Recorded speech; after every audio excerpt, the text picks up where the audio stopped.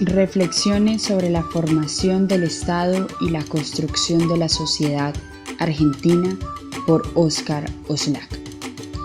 Dentro de este proceso de construcción social, la formación del Estado Nacional supone a la vez la conformación de la instancia política, que articula la dominación entre la sociedad y la materialización de esa instancia en un conjunto interdependiente de las instituciones que permitan su ejercicio. La existencia del Estado verificaría entonces a partir del desarrollo de un conjunto de atributos que se definen estatidad, la condición de ser Estado, es decir, el surgimiento de una instancia de organización del poder y de ejercicio de la dominación política. El Estado es, de este modo, relación social y aparato institucional. Analíticamente, la estatidad supone la adquisición por parte de esta entidad en formación, una serie de propiedades, 4 para ser específicos. La primera de ellas es la capacidad de poder externalizar su poder, obteniendo el reconocimiento como unidad soberana dentro de un sistema de relaciones interestatales. La segunda es la capacidad de institucionalizar su autoridad, imponiendo una estructura de relaciones de poder que garantice su monopolio sobre los medios organizados de coerción.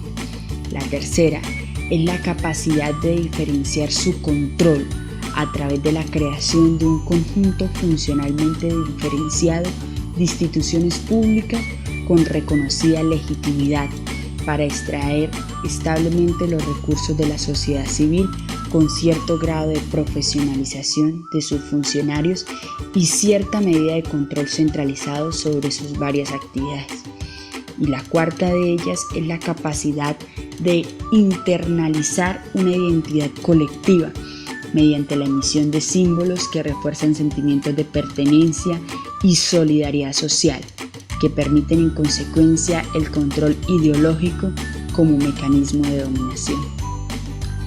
Conviene aclarar que estos atributos no definen a cualquier tipo de Estado, sino a un Estado nacional. Nación-Estado.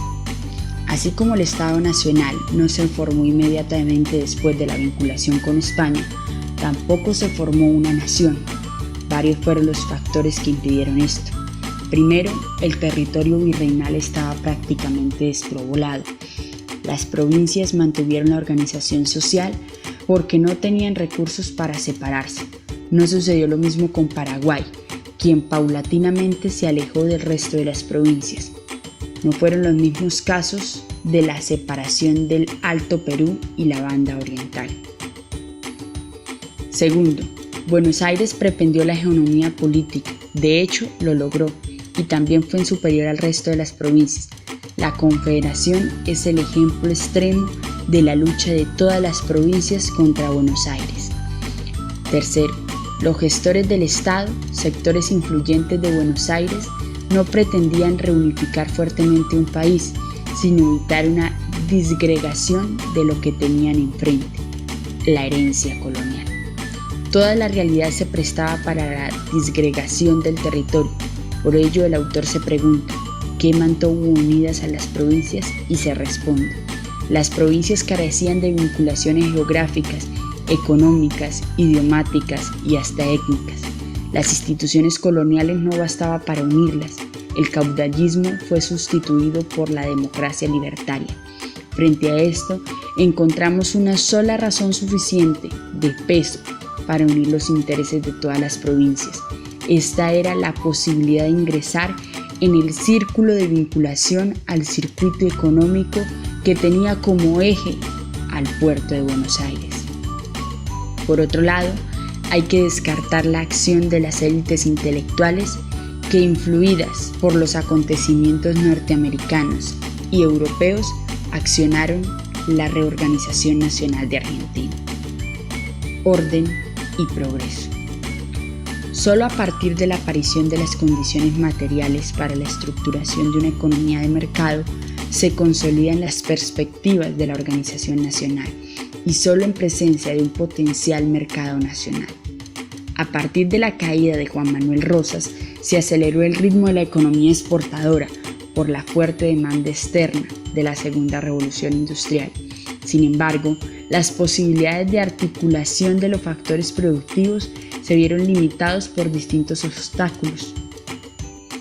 El aislamiento de los mercados, la escasez de la población, las redes de comunicación precaria, la inexistencia de mercado financiero en regularizar el funcionamiento de la sociedad de acuerdo con los parámetros dictados por el sistema productivo que encaraba la idea de progreso, pero principalmente la ausencia de garantías sobre la propiedad y de la actividad productiva y de la vida.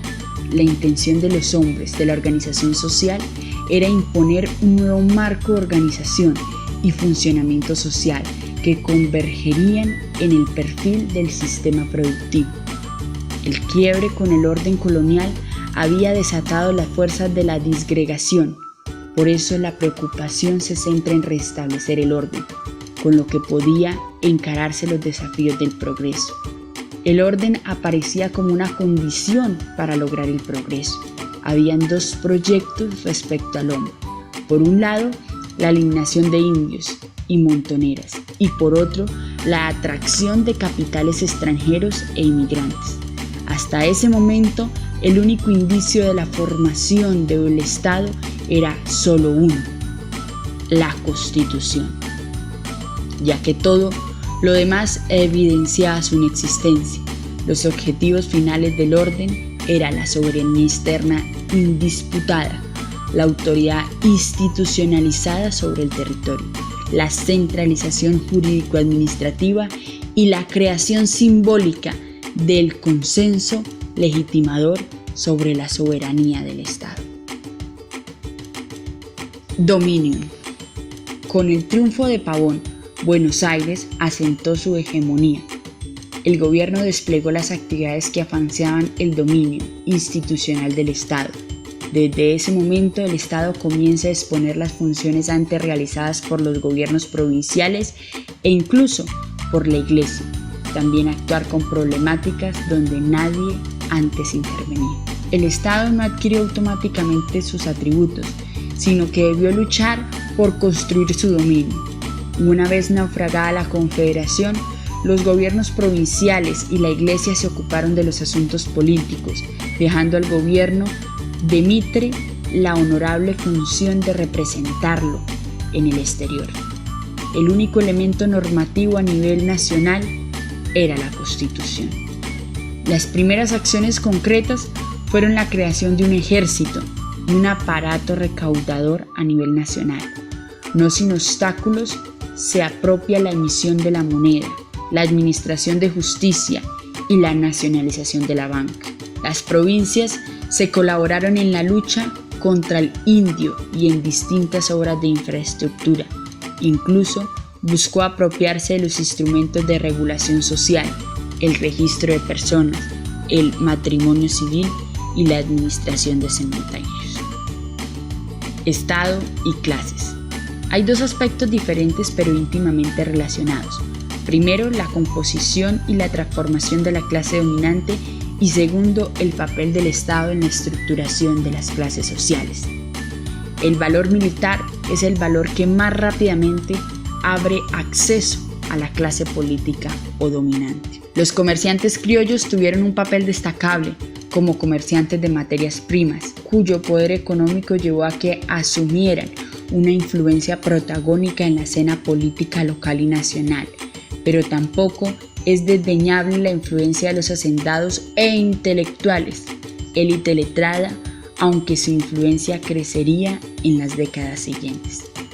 El centro de la escena política fue ocupado por diversas fracciones, una burguesía en formación implantada fundamentalmente en actividades mercantiles y agroexportadoras, que conformaban todavía rústica pero pujantemente la economía bonaerense. El papel del Estado mediante el disciplinamiento y la capacidad de la fuerza del trabajo, la institucionalización del aparato jurídico para la regulación de las relaciones civiles y comerciales, la promoción de la educación gratuita y obligatoria, el emprendimiento de obras de infraestructura, se elevó a calificaciones técnico-profesionales de diversos estratos de la clase asalariada: obreros, de construcción, industriales, empleados y funcionarios públicos. Reflexiones finales. La unidad nacional fue siempre el precio de la derrota de unos y la consagración de privilegios de otros. Y el Estado Nacional, símbolo institucional de esa unidad, representó el medio de rutinizar la dominación impuesta por las armas.